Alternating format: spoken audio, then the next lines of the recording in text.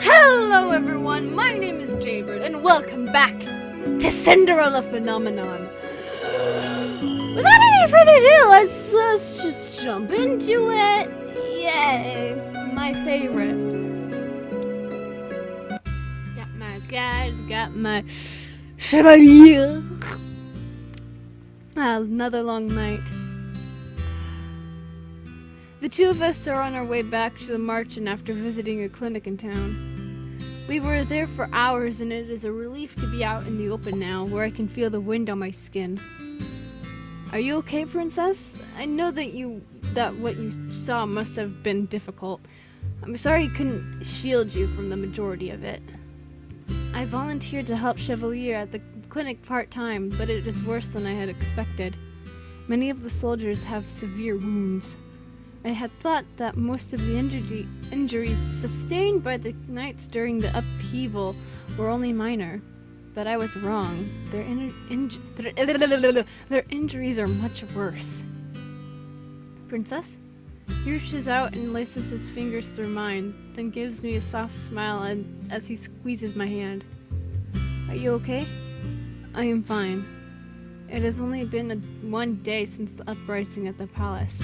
I had thought that there would be less blood. I was wrong. Is this what things were like after the Great War? I wasn't a fully certified doctor after the Great War, but I was an assistant. It was far worse than this, Princess. We cannot have a repeat of the Great War. I do not know why Mithros would kill Sir Alcaster and take the throne without claiming the crown, but the witches already have a bad name, and he is making it worse. I cannot help but remember the wide smiles Mithros gave me when I was still living in the palace. Every time I felt his eyes on me, I felt there was something strange about him. There was always a cloudiness to his eyes, something unreadable. He was excellent at his job, but always an enigma outside of it. A sudden breeze chills my skin. Let's go back before you freeze out here. The two of us begin our walk back to the Marchen. Thoughts of the palace, the king, and my step-family cloud my mind. Since I have been staying at the Marchen, I have not seen Rod once. I was never sure if it was because he was ignoring me or if it was because he only wanted to speak to Parfait. Regardless, I hope Rod and his family are okay. I would never wish this treatment upon anyone, not even to ones I hated. As we walked, I glanced up at Chevalier, whose head is tilted skyward. I would catch the glimmer of lights in his eyes and smile. Even for just a moment, I can forget about everything when I am beside him. He has a way of taking the weight off my shoulders. But as the crown princess, I cannot let others carry my burden for me. I must find ways to protect the others, even if it means putting myself in danger or harming someone in order to protect someone else. What do you think is the easiest and fastest way to kill someone? Yeah, what the fuck? Excuse me? Chevalier's body goes rigid beside me. He stops to stare at me, wide-eyed. I am asking just in case I am ever in danger. I've never fought anyone before. I can retaliate, but I do not know how to actually harm anyone. To kill someone is to end a life. It is stealing away a life that others might love. You bear the burden of that death for the rest of your life. I pull myself away from him. But Mithros is not an innocent man. Would you rather he kill the royal family instead? No, it's not that, Princess. I know he must be stopped at any cost. It's just, I would never want you to have to kill someone. How would you know what it was like to kill someone? You have only ever helped people, but not hurt them. You saw the soldiers in the clinic today. You saw how close some of them were to death. Did you see that hollow look in their eyes? I've seen that look many times. It is the look of a man who clings desperately to life. Every life is precious, and a life is still a life, whether it's vile or not. It is still responsibility you have to bear. I know how valuable and fragile lives are because I have helped so many people. We stand quiet for a few moments, facing each other. I know I am at odds with Chevalier. He speaks the truth, but I also know that I speak my own version of the truth too. The world is a place where only the strong survive. People are kind, but they will take advantage of those who are too caring. Bria told me that Chevalier was so selfless, he became selfish. She told me that he never had anything because he gave everything to others. His kindness has hurt others, and I fear that it has a likely chance to hurt himself as well. Hurt him as well. What if his reluctance to hurt anyone causes him to be the one that is injured? Chevalier suddenly breaks the silence. Most people think that the easiest way to kill a person is to stab them through the heart. Those people would be wrong. He puts his hand over his heart and stares dismally down at the ground. He moves his hand briefly, but only to reach for mine. Aww, honey! He takes my hand and settles it on his chest slightly to the left. Oh, how cute. How sweet. How precious. How gentle. How lovely. How sweet. I love it. I love it when I get my thumbnails early in the video. So I don't have to wait. I'm just like, yes, finally. You have arrived. Slightly to the left.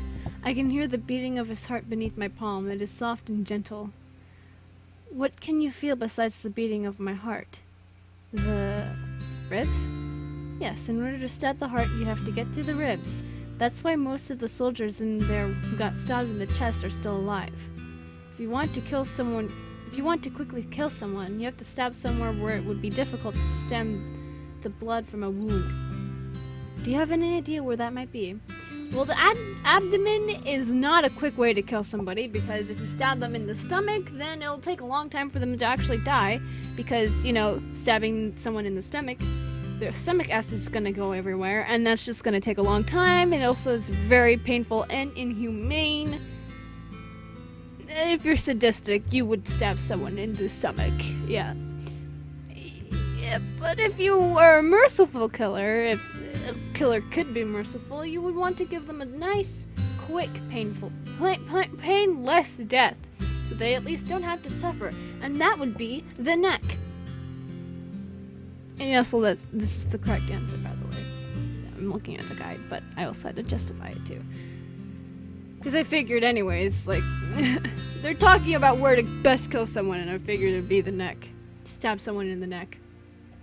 The skin on the neck is thinner, and you have to have lots of blood flow underneath the skin, going right to your head. It would most likely be easier to slice or pierce something more vulnerable in the neck without running into as much resistance. Chevalier raises an eyebrow. Did you happen to pick that up around the clinic? No, I simply guessed. Then you have a bright mind, princess. It's called factoring things out. It's called using your brain. Thinking things through. Chevalier moves my hand to the side of his neck. My fingers curl slightly when I feel his heartbeat reverberate beneath my fingers. This part is where you can find the jugular vein and the carotid artery. He runs my fingers down the length of it, and I shudder. Oh, what that neck do, boy? A mischievous smile brightens his face. Not only does cutting at the neck stop blood from going to the head, but it also makes it spurt. Oh, fun! I love it. I love fountains.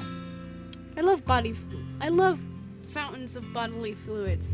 If both the vein and the artery are cut, it only takes a minute to bleed to death. Thus, one of the best ways to kill a person would be through the neck. Why are you telling me all this now? Oh, I was just enlightening a new pupil with an anatomy lesson. You asked me a question and I responded as a teacher. Chevalier's fingers loosen on my hand and I grasp his hand tighter in response. Princess, I don't want you to have to bear the burden of a murder. I promise that I'll protect you, so you don't have to defend yourself with violence. I can't use a sword or magic, and I don't know how to fight, but I will always be there to protect you. That's very assuring. I may not have an ambulance. Ambulance. I don't have an ambulance. I may not have an abundance of muscles beneath these sleeves, but I am a doctor. No one knows the body better than I do. Oh. Feel like that could be taken in different ways, Mr. Chevalier. No one knows the body better than I. So though it may not be heroic, I know how to hurt a person. His sincere expression, though pained, tells me that he is telling the truth. I do not want Chevalier to hurt a person either. It would destroy everything that he has worked toward as a doctor. He has seen so much suffering and yet always seems untouched by it. I will do anything I can to protect his positivity. How sweet. The Marchen was quiet when we returned. Everyone had already disappeared into their rooms, and so I went straight to mine. I also forced Chevalier to go back to his. He has been on his feet all day, and he needs the rest. I plopped down onto my bed as soon as we returned home. I glanced briefly to the side where Chevalier's bouquet is in the vase Parfait had given to me. Who is it? Parfait. Come in. You've returned. Parfait looks paler than normal. I realized with a start that Chevalier did not tend to her at all today. Don't look at me like that. I'm fine. How were the soldiers at the clinic? Not good. Many of them have been gravely wounded. Some say they remembered magic, others say they do not remember anything at all.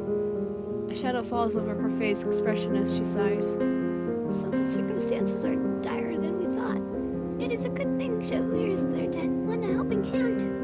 Did you all manage to come up with a plan? It's proving more difficult than we anticipated. Deloria and I are willing to put ourselves in danger. Walt is too, because he can use magic to a certain extent. The Knights in Karma have their blades. But Chevalier... I do not want to involve him in this. Because you're worried about him. Of course I am. You've grown, Princess. You remind me of a younger Hildur. Back then, Hildur was both calm and resilient. One moment she could be smiling ear to ear. The next she could be strict and unmovable as the coldest ice. The two of us were like sisters. We did so much together. We learned together, explored the kingdom together. I can say with all certainty that we were the best of friends. And then the fairy tales happened. When Hildur killed the first human, she was corrupted. Her darkness swallowed her hope. I do not remember a time before Mother was corrupted, and so I cannot imagine the woman Parfait describes. You know the old Hildur would have wanted to show you the beauty in things, Princess. She would not want you to suffer. I'm sorry you became so embroiled in things. It was inevitable. If Delora hadn't cursed me, then I would still be in the palace, and I would be just as helpless as everyone else. So while I am out here, I have the responsibility to help everyone. I touched the incomplete glass slipper at my neck. I still haven't even done 3 good deeds. Don't look so sad. You will complete your 3 good deeds, and things will go back to normal. And of course, you'll still have friends here when you return. And come your 18th birthday, Deloria and I will teach you about magic. Walt is eager to help too. But for now, our top priority is a plan. Rest easy, Princess. Things will work out. It is hard to believe that this problem could be so easily solved, but I will try to believe. When Parfait leaves, I am left to my own thoughts. I hope everyone at the palace is okay and that they can hold up until we come up with our plan. But I feel like we are already running out of time. That probably means that you are. It's so dark in my room. Let me get up for a minute, okay? Okay, everything's lighter in here. Wonderful. Anyways. Days go by and I find myself assisting Chevalier at times. Other times I remain at the margin to help conceptualize a plan. Nice big word there. None of our plans have actually shown any promise yet, but with all of our minds put together, we should be able to come up with something. A week later, I find myself standing outside the clinic door, waiting for Chevalier. I'm sorry to have kept you waiting, Princess. You can drop the title, you know. Jaybird. But you are a princess in my eyes! Yes, but you do not need to address me by title. Just my name is fine. Chevalier reaches out to take my hand, then immediately pulls his hand back, eyes wide. Oh. I forgot it. Forgot what? The medicine that I needed for Parfait. Give me a moment, Give me a moment, Jaybird! There we go. Good job. Chevalier plants a quick kiss on my forehead before running inside. I stare at the stars as I wait. I turn but see no one walking around the plaza. I inch closer toward the door of the clinic as I take another look around. Boo. No! You can't do this shit to me, man!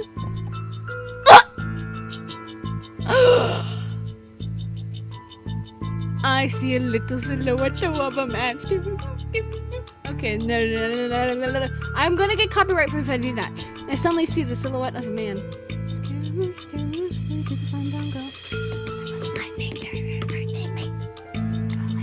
Okay, anyways, he takes a few more steps toward me, but then stops in front of me. I think this is, Varg.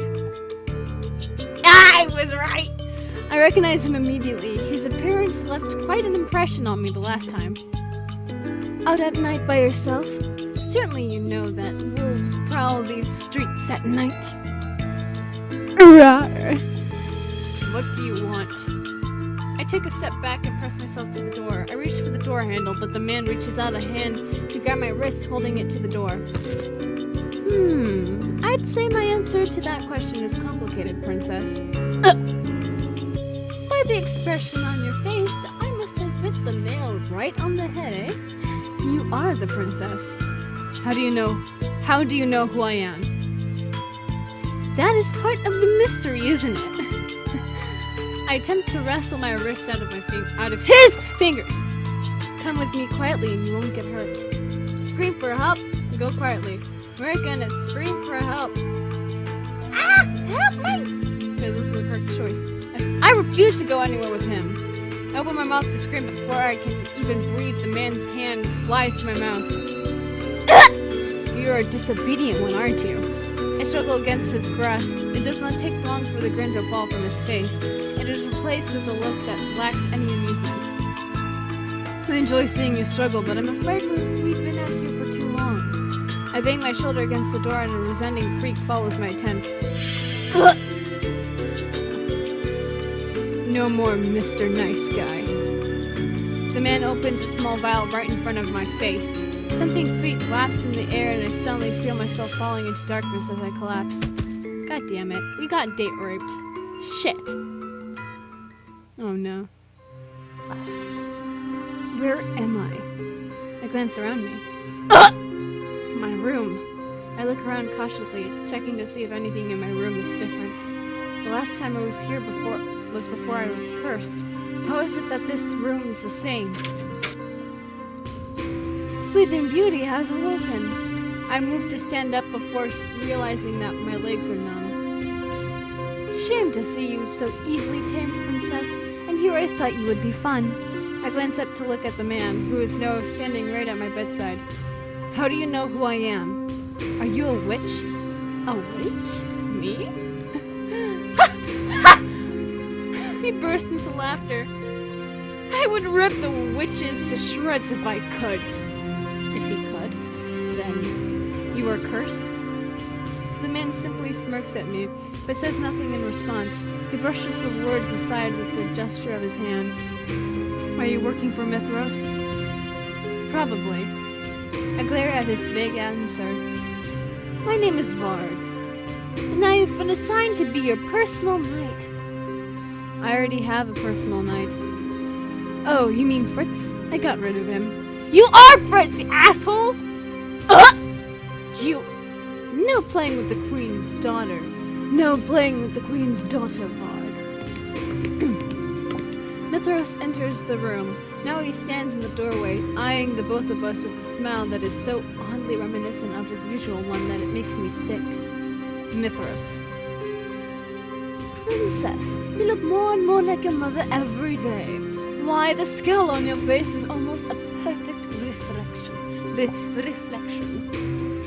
Perfect reflection.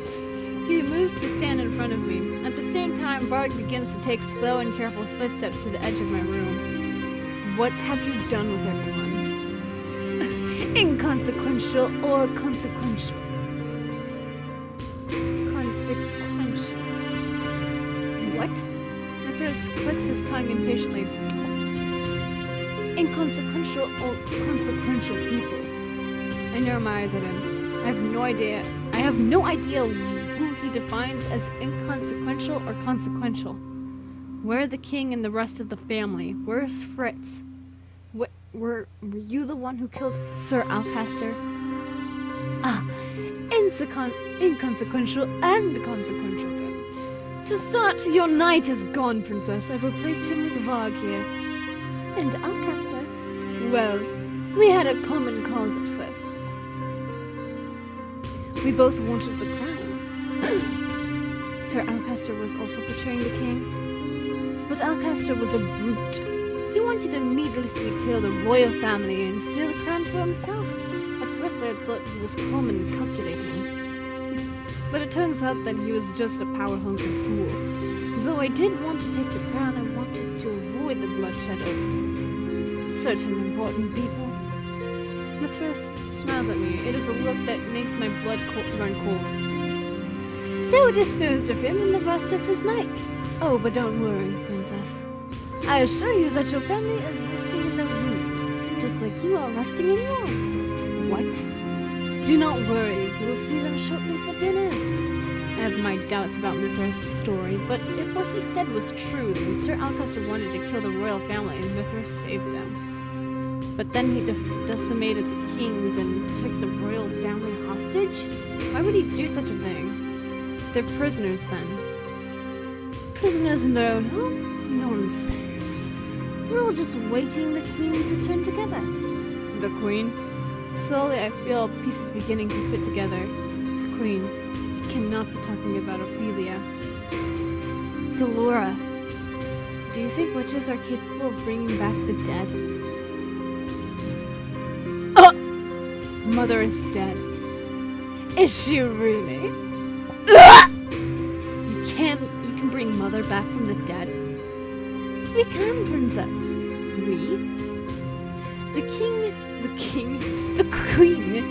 queen has been resting for a long time, waiting for you to gain your power so that you can help her escape her prison. You are not making any sense. I struggle to keep my words from faltering. How is Mother alive, and what does he mean by a prison? The Cinderella is the queen's prison. It is linked to the queen's power. Though others presumed she was dead, the queen sealed the last of her powers inside the crystal. All she requires is your power, princess. My power? When you become the next bearer, you will have the ability to release the queen from her prison. My birthday is in a week. That is when I am meant to take on the responsibilities of becoming the bearer, though Parfait and Delora never went into more detail beyond that. You'll finally get to see your mother again, princess. I still cannot quite take in everything he has just said. However, if Mithras had approached me before the curse, I would have helped Mother in a heartbeat. But it was Mother who was the last Cinderella bearer and the one who brought darkness to Angeli. I once believed that Mother was the only person to ever love me. Now I know that I was wrong. That she shut me in from a world that I should have known. But still, even now, I wish she was here. I take a deep breath. But I cannot afford to be selfish. I cannot put anyone else in danger. I will not help you. You don't have a choice, princess. I have set the stage for my queen's return. All that's left is to free her from her cage. We will speak more of this at the dining table. Mithras leaves the room, leaving me briefly with Varg. Varg smiles at me beneath his mask. Then he brings his index finger to the temple of his head and loops it. He mouths the word crazy. Crazy! Oh my god. You said you would tear the witches apart, so why do you serve Mithras? A good question. Are you gonna answer it? You are not going to answer me. You are not going to answer me. How perceptive of you, princess. He smirks at me before following Mithras at the door. I am once again left by myself in the room. Everything Mithras just told me swirls through my mind. My mother, alive. And he killed everyone only to take the crown and keep it for her. A shudder runs through my body. She cannot return. I spend the next hour looking around my room for things that might aid my escape. I know where everyone else's rooms are too, but I have no idea how heavily guarded they are, and I doubt I could help them. I must return to the margin. I test the window, but it is locked. Probably with magic. I search my shelves. The dolls that used to comfort me can do nothing for me now. Last, I check my drawers, but though there are many things in them, there's nothing that looks like it could help me escape. As I am searching, I come across a box and pause to pick it up.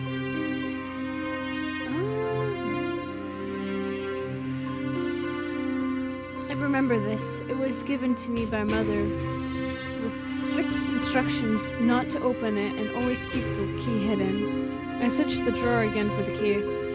The moment I begin to set the box down, I see a small golden key at the bottom of the drawer. I pick it up and I'm about to open the box when I stop.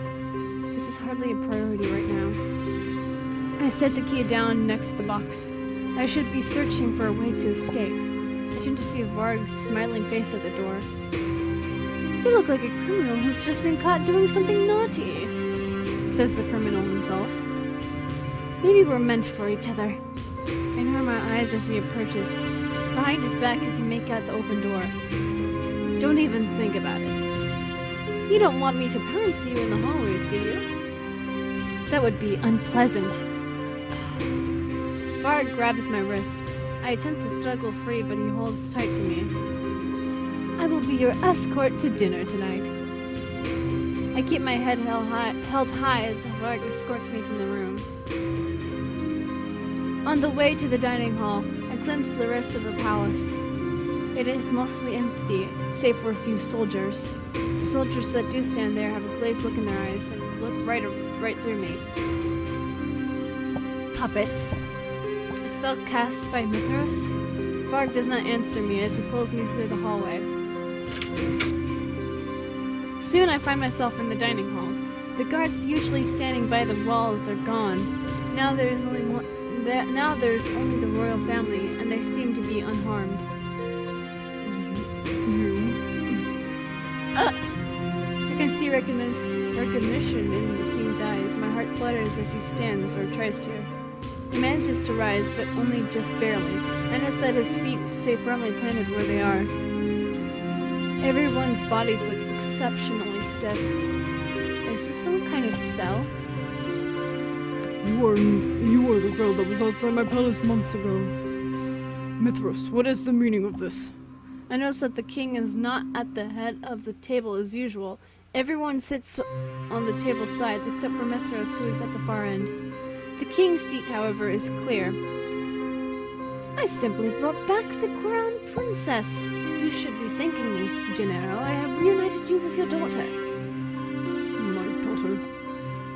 The king raises an eyebrow, clearly skeptical. I can see in his eyes that he is loath to trust anything Mithras has to say. The king slumps in his chair as Varg leads me to a seat just beside Rod. I notice Emmeline sitting just to Rod's side. She forces a smile into her face, but I can see tears gathering in her eyes. Allow me to offer a more formal introduction of our guest, even though you all know her. Her name is Jaybird Riella Britton, and she is the crown princess of Angeline. and your blood daughter, Gennaro. The king looks at me again. This time there is more uncertainty in his gaze. Prince Rod will tell you, won't he? Rod? Rod looks at me, his gaze quiet but expectant. I turn to the king and to the rest of my stepfamily. It is nice to meet you. I am indeed the crown princess. I'm gonna say it is nice to meet you. Is that the correct thing to say? There is no point in trying to convince the king of my birthright here now. I would only confuse him more, and now is not the time or place. I glance at Mithras, who is smiling at me expectantly. Besides, Mithras must have a reason for insisting on my birthright right now. Most likely it just means to confuse the king more. If that is the case, I will not play into such a petty scheme. My name is Jaybird. Thank you for your kindness at that one time. Rod looks shocked. I scowl at him before turning to look at Mithras. Mithras' smile has twisted into a frown. I feel proud in seeing him caught off guard. Jaybird, what are you doing here? Gennaro, she is undoubtedly your daughter. That is why she is in the room that you have been taking care of. What? The king's eyes widen. He looks at a loss for words. Princess, the king has been keeping your room clean and tidy for the sake of nostalgia, and he has no idea why. Magic. Oh, fuck. Magic works in interesting ways, doesn't it? I was wondering why my room was unchanged. But could it be that the king remembers me somehow? I look up at him, but he has already glanced away from me, his expression a complicated twist of confusion and helplessness. It seems that even the king does not fully understand. I turn to Mithras. It can work in both good and bad ways. Ah, yes, the fairy tale curse is terrible, isn't it? I catch Varg's eyes from the side of the room. He glances away from me, and I follow his gaze to the corners of the room. I hadn't noticed them before, but now I see cloaked figures hiding in shadows. Witches. They must be the ones holding everyone in place if they tried to escape. But not all magic is terrible, like the magic we will use to revive the queen. You are insane. Hilda is mad. You have no right to refer to her by name. A sudden chill envelops the room. I can feel actual icicles on the table. I pull my hands away. Now, we are going to eat dinner, and we are going to enjoy it. And every day will be just like this until the queen returns. Rod glares across the table at Mithras. Why? Why would we not enjoy dinners together? That's not what I meant. Why go through this charade day after day? I stare across the table at Mithras, glaring. I already told you before, I had to clear this place of traitors. Alcastor planned on stealing the crown and I stole it back. But because the time of the Queen's revival is so close, I decided to keep the crown with me until I can return it to its appropriate owner. Hilda is... Queen Hilda is the true owner of the crown. I thought it was best that we all wait out her arrival together. But know this, when my queen demands it, I will kill all of you. I simply refuse to act without her orders. This time, guards come into the room with food. They set it before us, and we are forced to eat beneath Mithras' watchful gaze. Though I try to spot an opening in the dining hall, I can find no way out. This really is a prison. 2 days pass. I have been searching for ways out and trying to ease more answers out of Varg and Mithras. Neither of them is very forthcoming. Both enjoy speaking in riddles. Varg especially is an enigma. Whenever I try to ask him about Fritz, he smirks at me and remains silent.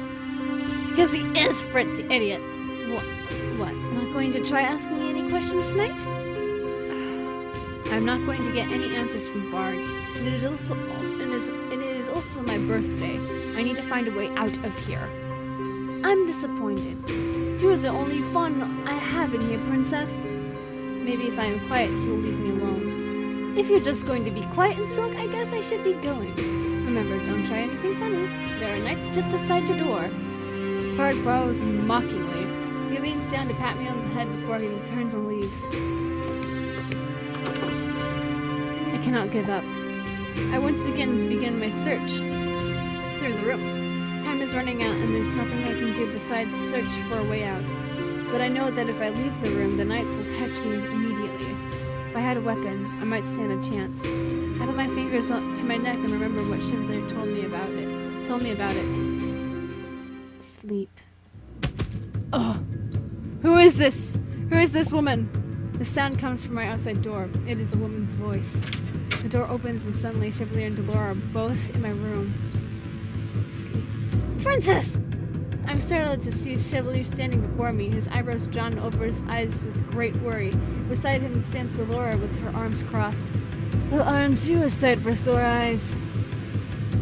We're here to stage a daring rescue. I rush to Chevalier and wrap my arms around him. He puts a hand on the small of my back and smiles down at me. We're going to get you out of here, princess. How did you both get in here? With the power of a magic! Dramatic, even at a time like this. The two exchange a look before looking at me seriously. Parfait, Waltz, the witches, and Karma are all here. We thought we'd just be fighting witches, though. We weren't expecting the knights.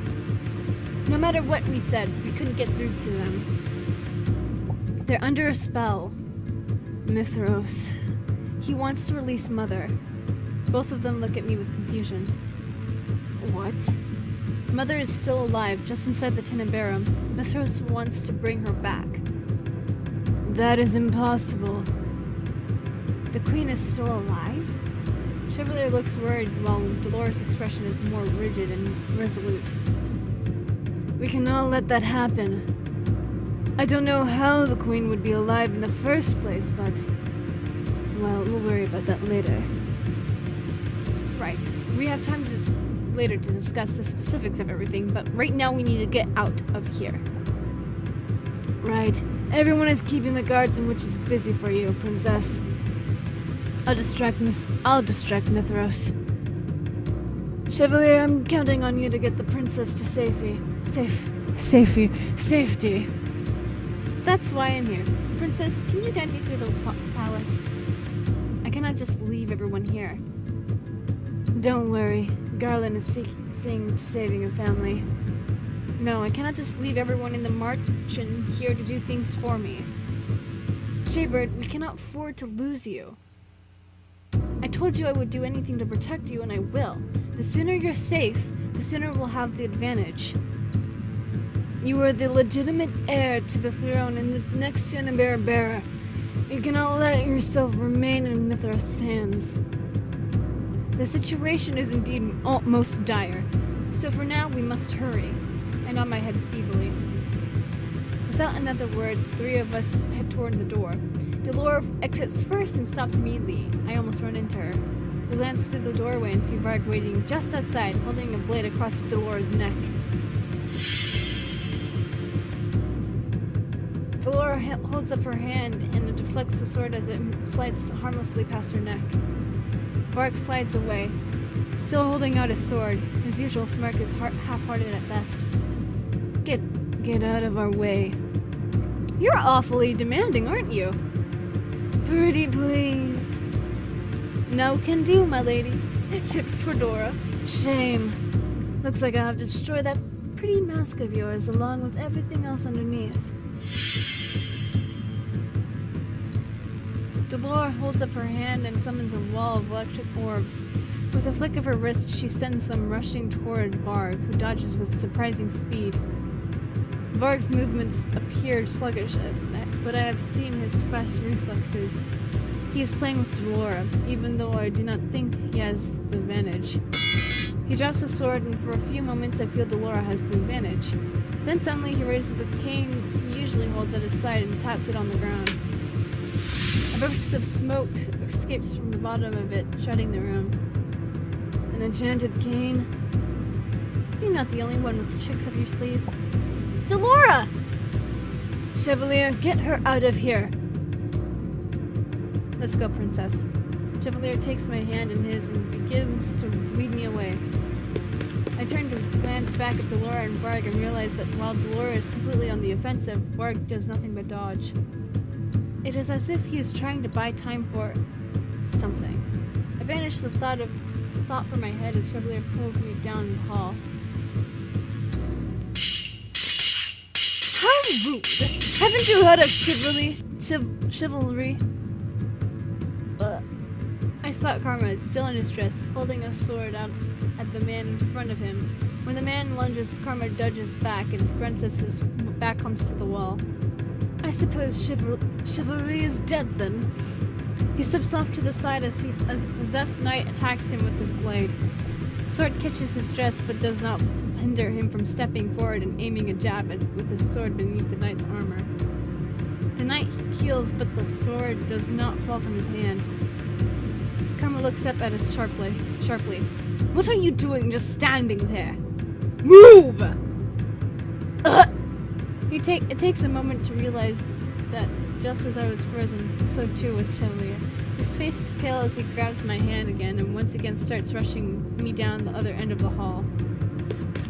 My tummy's grumbling. I'm hungry. Chevalier's steps are wider than mine and I have to struggle to keep up. But the further we go down the hallway, the more apparent it becomes that there are too many obstacles in the way.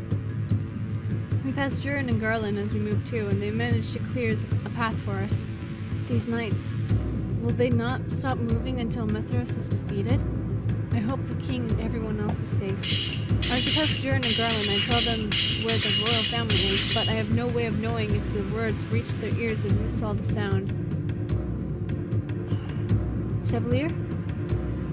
So the stab wounds in the armor that I saw earlier were from the knights themselves. But why would they battle each other? What? The punctures in the armor that we saw at the clinic, the stab wounds in the gut and at the arms. Chevalier's eyes are so distant, it is as if he's looking right through me. We need to keep moving. I take his hand and lead him forward. I do not know what he is talking about, but we can talk about this later. Right now we have to escape. We are closer to the palace entrance when we see them. A group of knights stand in two lines on both sides of the hall, facing each other. At the far end of the hallway stands a gaggle of witches, and in between them, Mithras. Good evening. Did you enjoy your stroll around the palace? Chevalier immediately moves to stand in front of me. The cloudiness is gone from his eyes. But what leaves his mouth is not a demand, but a question. How could you do this? How? It was quite easy, actually. You know what I mean. Why would you make the knights fight one another? What a foolish question. Obviously, it is because they are inconsequential. On a stage, some pawns exist as easily replaceable extras. I am interested in keeping only the actors. In the grand scheme of things, the extras aren't needed. In fact, I can make them do whatever I need in order to get the best outcome. He snaps his fingers, and the knights raise their swords. I tense, thinking that now the knights are going to turn to us, but they never do. Here is an interlude for you to enjoy. The knights are attacking each other? The sound of metal ringing against metal rifts the air. Did I just say riffs the air? Riffs the air?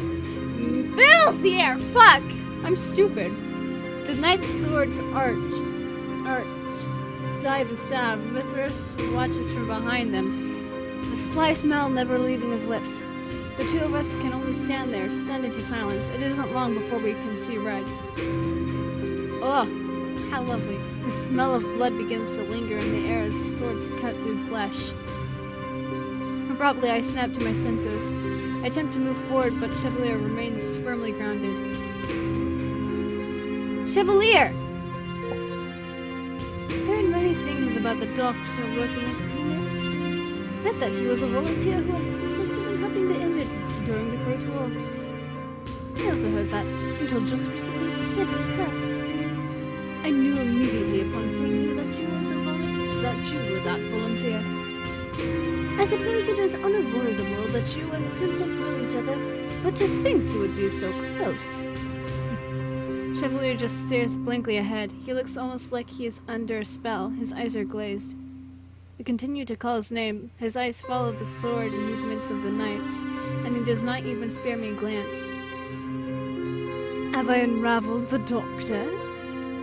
I don't know what you mean by that! Hey, chapter 10. Not like mother. Not like mother. Well, good for you. Well, guys, that's where I'm gonna end this episode of Cinderella Phenomenon. If you guys enjoyed this episode and you want to see more, then leave a like down below, leave a comment down below, share with your friends, subscribe if you haven't, ring that notification bell, and remember, die safely. Bye-bye!